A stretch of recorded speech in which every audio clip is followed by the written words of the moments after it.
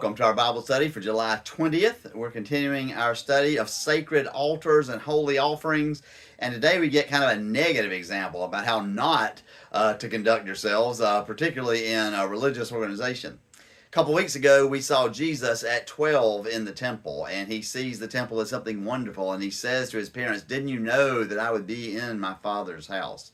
And then last week, as his disciples were going through the grain fields and picking grain, and are criticized for that, and Jesus pushes back against criticism, and he says there's something greater than the temple here. And so we need to be aware, though, that he's not completely devaluing the temple. We see that earlier value in when he was 12 years old. And today our lesson is from John, the 2nd chapter, and we see he values the temple very much. And so let me share with you John 2:13 to 25. The Passover of the Jews was near, and Jesus went up to Jerusalem. In the temple he found people selling cattle, sheep, and doves, and the money changers seated at their tables. Making a whip of cords, he drove them all out of the temple with the sheep and the cattle. He also poured out the coins of the money changers and overturned their tables. He told those that were selling the doves, "Take these things out of here. Stop making my Father's house a marketplace." His disciples remembered that it was written, "Zeal for your house will consume me." Then the Jews said to him, "What sign can you show us for doing this?" And Jesus answered them, "Destroy this temple, and in 3 days I will raise it up." The Jews then said, "This temple has been under construction for 46 years, and you will raise it up in 3 days?" But he was speaking of the temple of his body. After he was raised from the dead, his disciples remembered that he had said this, and they believed the scripture and the word that Jesus had spoken. When he was in Jerusalem during the Passover, many believed in his name because they saw the signs that he was doing. But Jesus, on his part, would not entrust himself to them because he knew all people. And he needed no one to testify about anyone, for he himself knew what was in everyone. Well, from time to time, we're watching a sporting event, particularly it seems to be football, and somebody leaps out of the stadium or out of the stands and rushes across the football field, sometimes completely naked. They are streaking, and they are clearly attention seekers. That's what they want, is the attention for themselves, and they streak across the field until they are stopped and the game can resume. The other times that we see were people who feel like they're just not being heard, and they may loudly challenge a politician or some other leader at a press conference or at some other event that the person is speaking at. And sometimes there's even some violence at those things. You may remember a number of years ago, George W. Bush was in Iraq, and an Iraqi challenged him and threw his shoes at him in kind of a violent thing. He wasn't trying to injure him, I don't think. I think that was a way of really disrespecting him, showing the bottom of your shoe in that culture, this kind of thing. Now, bystanders may cheer both of these disturbances. It's kind of fun to see what goes on at the football game, and we may even cheer, particularly if we have some political sympathies with the person who's challenging the politician. We may want to cheer them, but the powers that be don't find them funny at all. Oftentimes, those who are streaking, one of the football players will go and throw kind of a vicious attack on them, tackle them, knock them to the ground. And I don't know about you, but I don't want to be knocked to the ground by a great big linebacker in the NFL. And then, of course, protesters at press conferences and whatnot are often arrested and dragged out, sometimes kicking and screaming, and yet they're overpowered and they're taken out. The powers that be do not find that amusing at all. Well, in this lesson, first of all, I would argue that we probably shouldn't fully encourage either of those behaviors. We certainly don't want to encourage people who just do things to gain attention for themselves, but even people who feel like they can't be heard and are uncivil and disrupt things, that's not something that should happen very often, because that just probably breeds more incivility. However, there are some times when in extreme situations, extreme measures just need to be taken.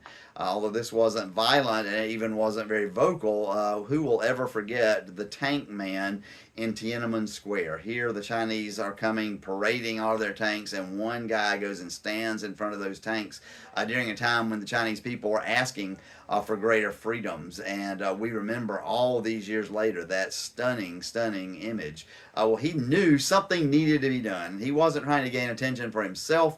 He was trying to gain attention for the Chinese people and for the freedom movement. And for that, I think he should be applauded and remembered.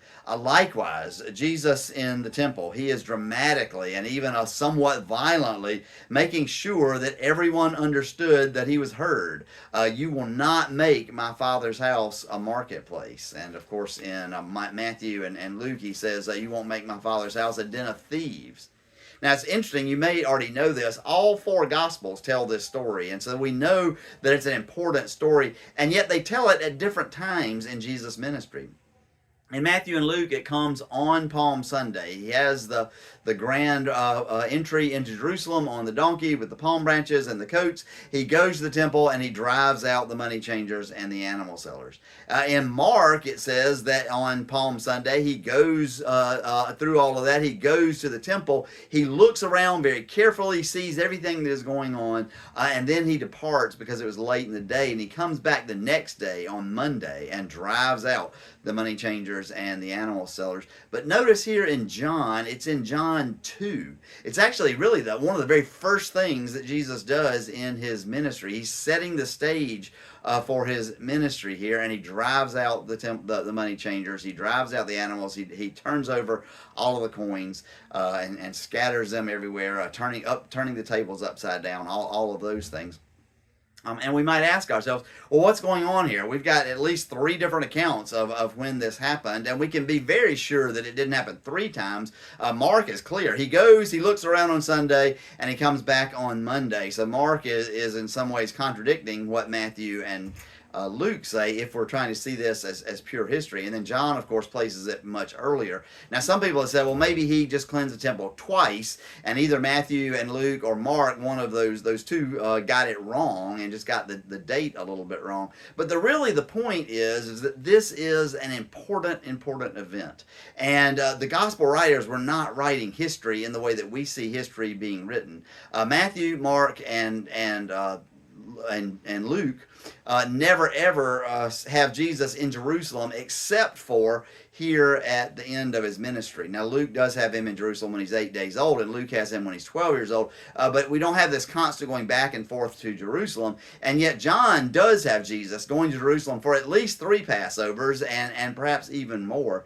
So every year Jesus was going to Jerusalem. And it may simply be that Matthew and Mark and Luke wanted to make sure that this story got included, but they couldn't include it in an earlier account of Jesus going to the temple because they simply didn't include that earlier account. So they just kind of tack it on to that final trip to Jerusalem. That's fine, and that may sound a little intimidating or may make you want to doubt, well, can I trust what is going on here? Again, the point isn't that this is pure history like we are used to pure history. This isn't reading the newspaper. This is people who want us to understand who Jesus is, and in order to do that, we need to understand this particular passage.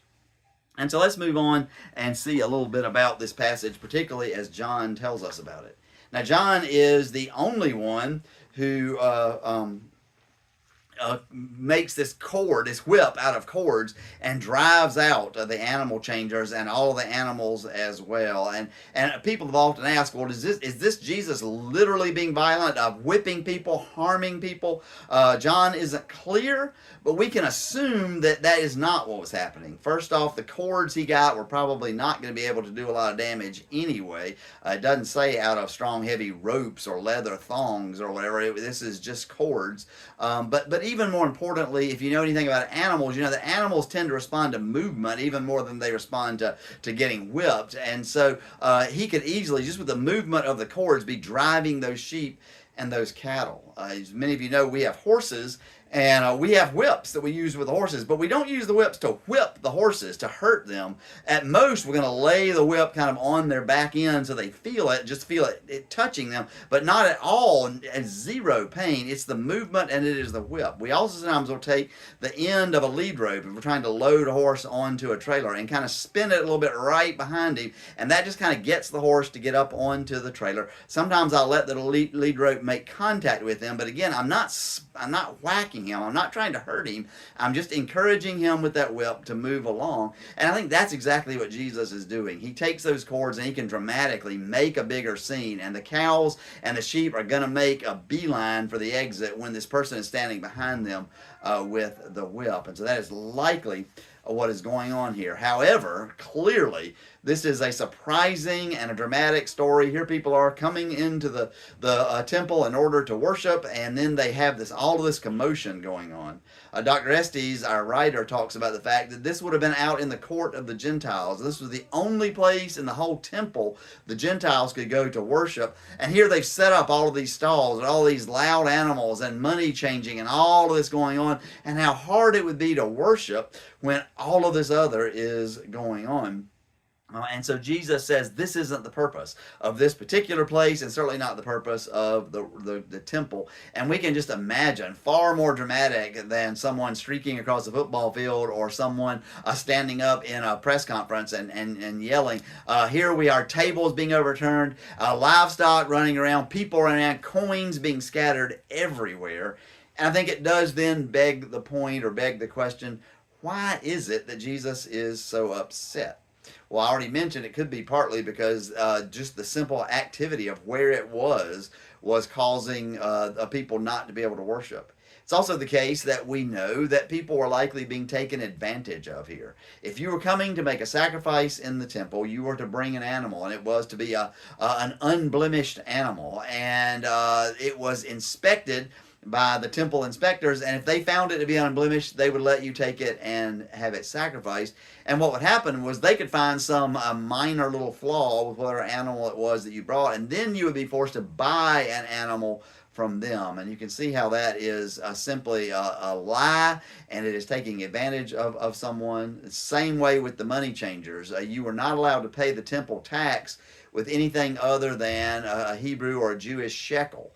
You may remember when Jesus takes the coin and says, whose picture is on it? Caesar's picture is on it. We'll give to Caesar what is Caesar's, and to God what is God's. Caesar's picture on there was a graven image, and particularly given that Caesar claimed to be divine. And so that was an unclean coin in terms of being given to the temple as the temple tax. It had to be a shekel, and that's all well and good, but the money changers were set up there so people could bring in their Roman or other coins and exchange them for Hebrew shekels, but they set the exchange rate at an exorbitant rate, and they took advantage of people. And it wasn't about a ministry. You see, the point of having animals there for sale for sacrifice, the point of having a money changer there to be able to have shekels to be used for the temple tax was so that people could make appropriate sacrifices, and so that people were allowed to be able to do that. It was supposed to be a ministry, and instead it had turned into a money-getting scam, and that is what has Jesus so angry.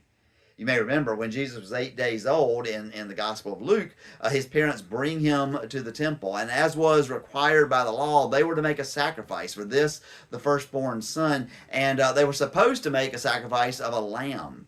But if a couple were too poor and could not afford a lamb, did not have a lamb to sacrifice, they were allowed to sacrifice 2 turtle doves or 2 pigeons, and that's exactly what they did. They were a very poor family. And you wonder if that didn't have an impact on Jesus. It certainly has an impact on God. God is very sensitive and gets very angry when the poor are taken advantage of, when people who are in power abuse that power and take advantage of other people. We see it in Ezekiel 16:49 when Ezekiel 16 verse 49, when we find out what was the sin of Sodom and Gomorrah. And Ezekiel said it was pride, gluttony, laziness, and causing the poor and needy to suffer.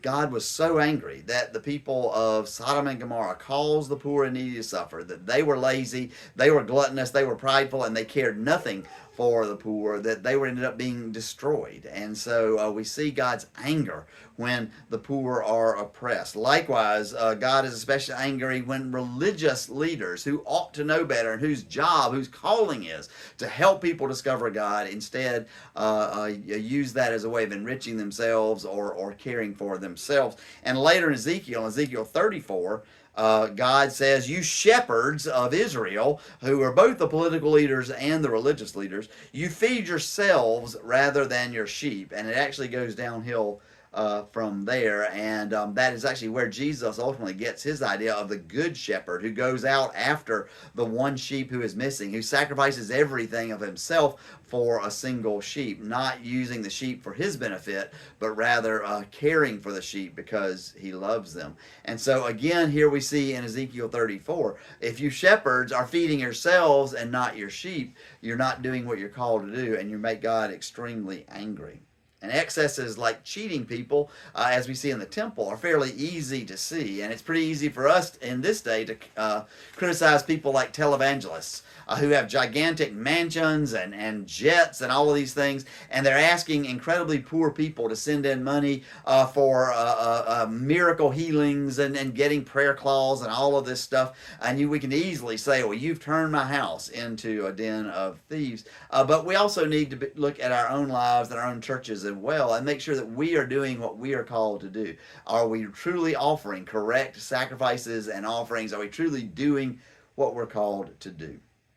The purpose of the temple and the church, I would say, is to help people have an encounter with God. I mean, I think at base level, that's it. If we as a church are helping people encounter God, that's what God calls us to do, particularly encounter God in a worshipful way.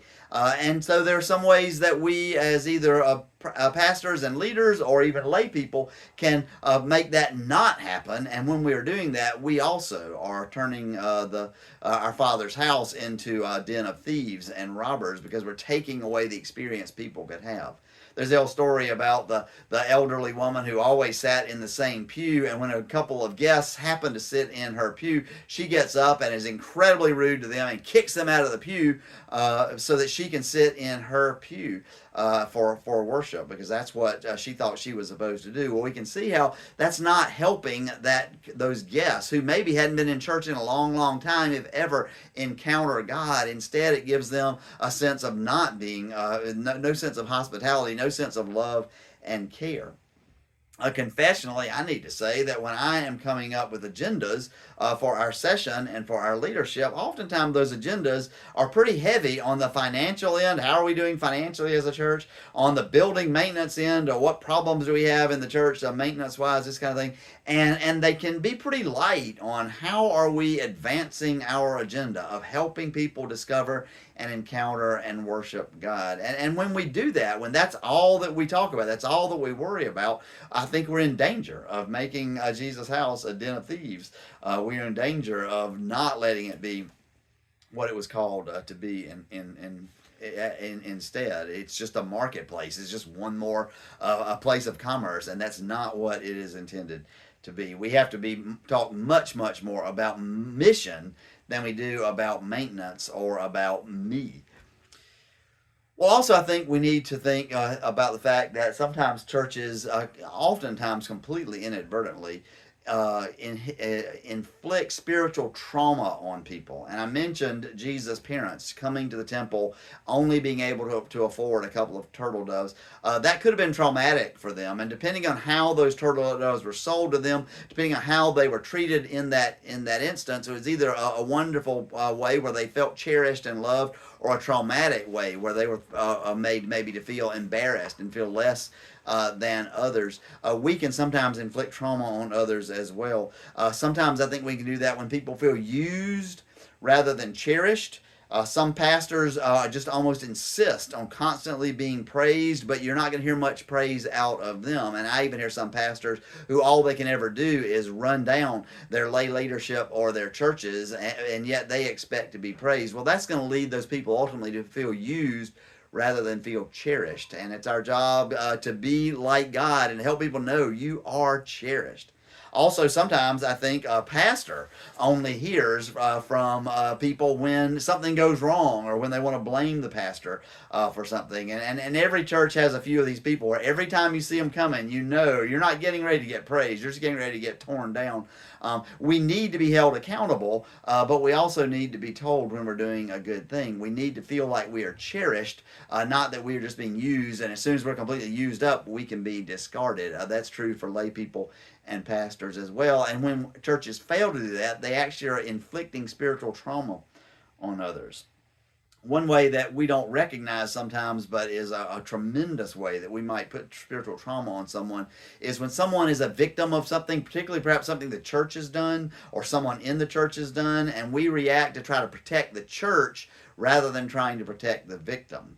I had the chance with several other of our church members to go through a couple of year-long study on how to be a trauma-informed congregation that Baylor University was putting on. And one of the videos they showed us was interviews with women who had been groomed by their pastors and then sexually abused by their pastors, and the way their churches responded. And the churches were trying to protect themselves. They didn't want to see themselves in the headlines of the newspaper, and no church does. I certainly don't want our church in negative ways to be in the newspaper. But what they then said to these women was, well, when we make this official announcement that we have to make, why is the pastor being fired? Can we say the pastor had an affair, and we're kind of blaming you a little bit too, but that'll soften the blow a little bit. Or maybe say that the pastor just made a mistake, and sometimes they even wanted to suggest, well, maybe you accidentally led the pastor on, and that's what happened, and maybe they were even trying to retain the pastor at that point. Well, that caused tremendous spiritual trauma for these women, and not only for those women. Well, one of the videos just blew me away. The woman said that it turned out there were several other women in the church for whom the pastor had groomed and had sexually abused, and when they saw the fact that the woman who came forward had to say, well, we had an affair, and take some of the blame for ourselves, they just didn't come forward, and they just quietly disappeared from church, and probably didn't show up at another church either. The church had harmed them so much. That is another way that we turn the church into less than what it is supposed to be, and those who are in leadership need to be so aware that we can't just knee-jerk and say we have to initially protect the church, but rather what we have to do is make sure that we're following our mission. How are we helping all people to find God? And when someone is victimized or hurt, we can't blame them, but we reach out to them to try to help them and help them find healing. But we might ask, well, how in the world can we do this? This is so hard. This is built into this passage as well. The people are angry with Jesus because he has said these things and he's done these things. He said, where do you get your authority? And he issues that famous statement, well, tear down the temple and in 3 days I'll build it back up. And they don't understand. The disciples later understand he's talking about himself. And what I would argue is, if we as a church are focusing on Jesus, not so much on the finances, not so much on the building, although we have to do both of those things, but we're focusing on Jesus. And how are we as leaders focused ourselves on Jesus, and how are we as a church focused on Jesus? We're going to do a better job of those other things, and we're not going to be so likely to make some of those mistakes.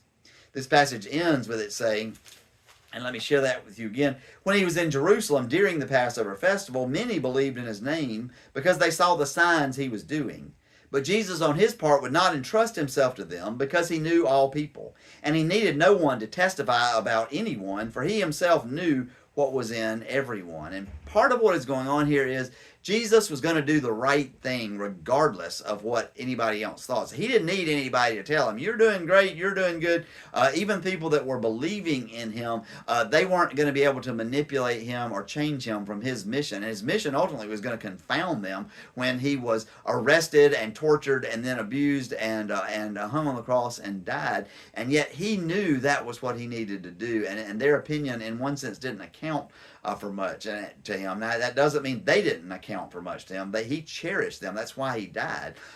But he didn't need that. And we as a church, if we are focused on Jesus, and as church leaders, if we seek to do the right thing regardless of the consequences, ultimately that is going to be the way of God and the way that we will find the way that God wants us to live and act. And so using that, remembering that, let us focus on Jesus and let us make sure that we use our church and our church's resources to be a house of prayer for all people, to quote from Matthew, and not to be a marketplace.